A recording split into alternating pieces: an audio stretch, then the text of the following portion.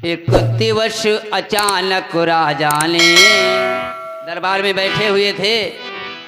एक दिवस अचानक राजा ने दर्पण में अपना मुख देखा।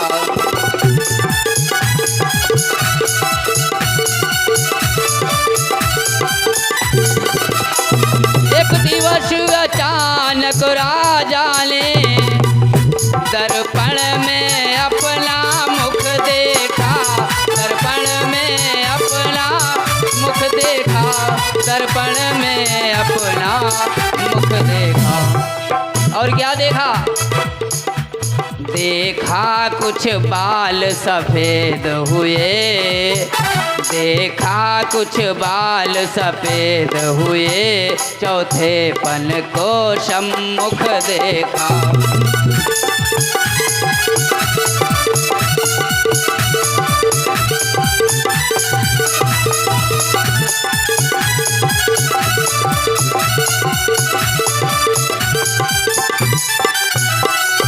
ऐसे ही राजा ने दर्पण में अपने कुछ बाल सफेद देखे, विचार करने लगे, सोचने लगे। देखिए क्या विचार करते हैं महाराज दशरथ।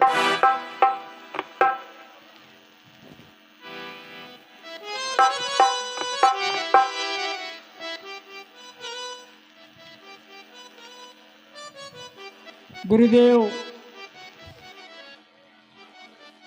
आप तो जानते हैं कि राजमहलों में 4 पुत्र और 4 बहुएं आ गई।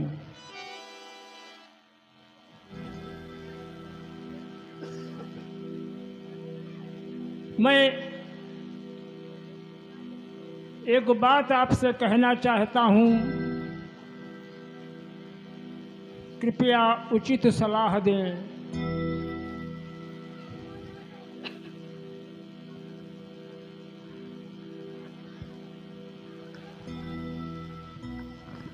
कहें राजन, अपने मन के विचार को हम पर व्यक्त करें।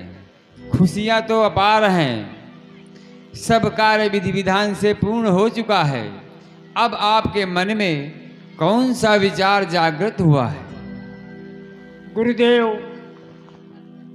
और बरसों गर्जा युद्ध स्थल में, बरसों गर्जा युद्ध स्थल में, और बरसों शिकार में लगन रहा।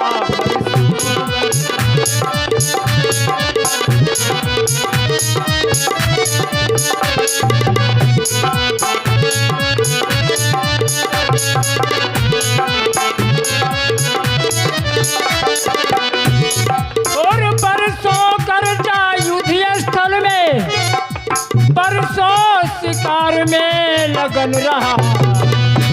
बरसों तक राज काज देखा। बरसों तक राज काज देखा। बरसों महलों में मगन रहा।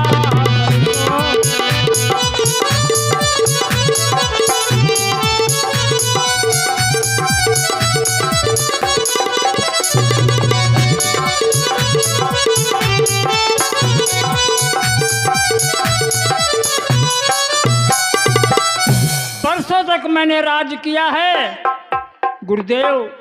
वृद्धावस्था सब रानी है, तरुणावस्था सब बांधी है।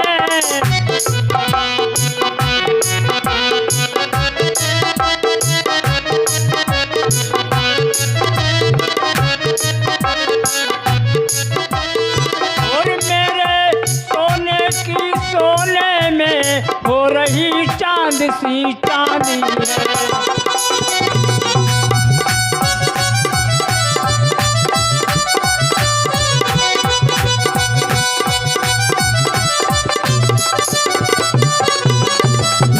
गुरुवर, मैं सोने की तरह चमकता था, आज चांदी की तरह सफेद हो चुका हूं। इसलिए मैं आपसे एक राय पूछता हूं। कहिए। पिछले पुरखों की भांति मुझे पिछले पुरखों की भांति प्रभो और मुझे तपोवन जाने दे।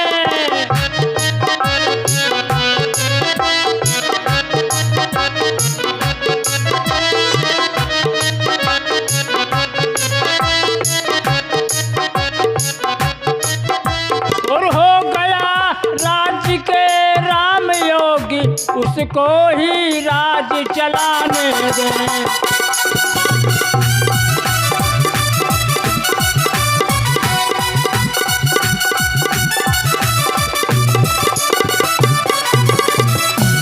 गुरुदेव, मेरे पुरखे वृद्धावस्था में सभी तपस्या करने जंगल को चले गए।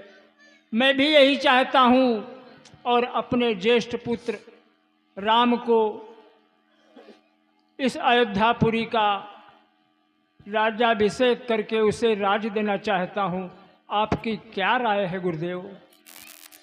महाराज, सभी पुरखों की भांति रघुकुल की मर्यादा के अनुरूप आपने जो सोचा है वो बहुत ही उत्तम विचार है, लेकिन एक बात नहीं, आप अपने पुत्र को, ज्येष्ठ पुत्र को राज तिलक सौंप देंगे। सारी प्रजा भी अब यही चाहती है कि आप अपने भार से मुक्त हो जाएं। ये बहुत ही हर्ष की बात है, लेकिन आप वन को क्यों जाएंगे? ये उत्तम विचार नहीं लग रहा है। आप अपने पुत्रों पर राज्य का भार डाल दीजिए, बहुत ही, कि पुत्रों पर डालें राज्य भार, राजाओं का है धर्म यही।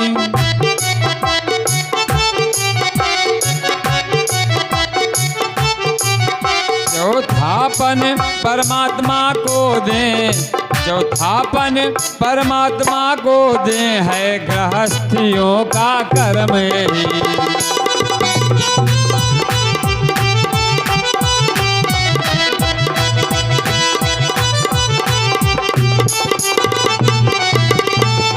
और ये वन में जाकर के तपस्या क्यों करें? अवधेश आपकी ये बातें, राजन, अवधेश आपकी ये बातें मन के संयम पर निर्भर हैं।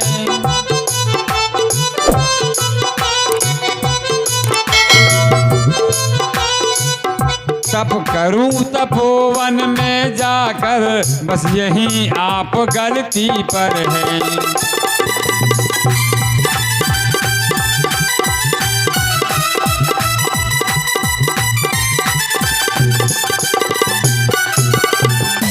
श्री रामचंद्र जी राजा हों।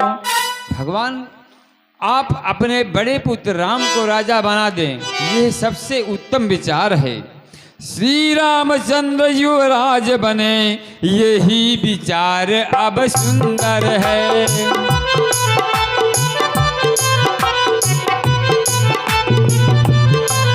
छोड़े समस्त चिंता मन की, चिंतामणि जब अपने घर है।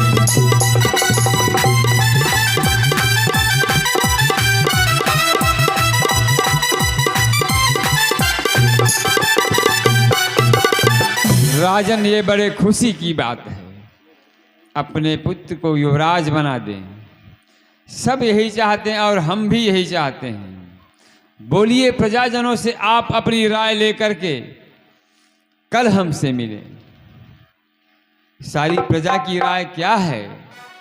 हमारा और आपका उत्तम विचार हो चुका है, लेकिन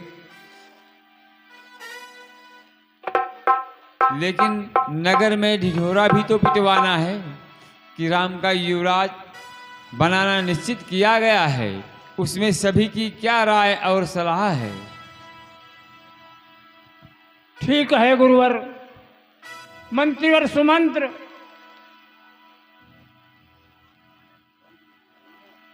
कहिए राजन, क्या क्या है? कल नगर में ढिंढोरा पिटवा दो कि राम का राज्याभिषेक होगा। ठीक है महाराज।